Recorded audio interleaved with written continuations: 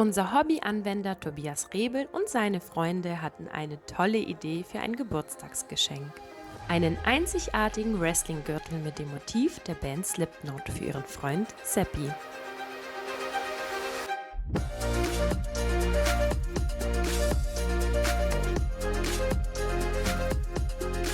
Tobias Rebel fertigte zuerst die CAD-Zeichnung der Gürtelschnalle an und übertrug die Daten reibungslos in WinPC NC. Mit WinPC NC und seiner Fräsmaschine fräste er aus einem Stück Hartholz zunächst die konkave Rückseite und danach aus einem Weichholz das Negativ passend zur Rückseite als Unterlage.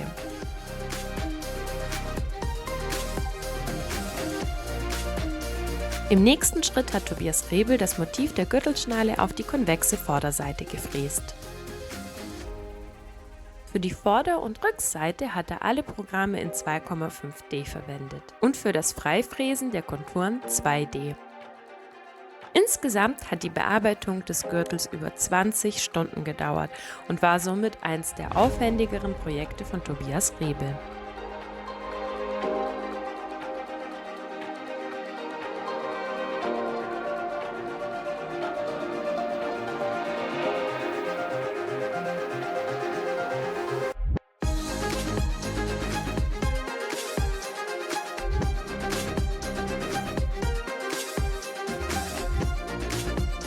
Für die Vollendung des Projekts wurde die Gürtelschnalle fein geschliffen, geölt und eingefärbt mit Hilfe von Freunden und Familie.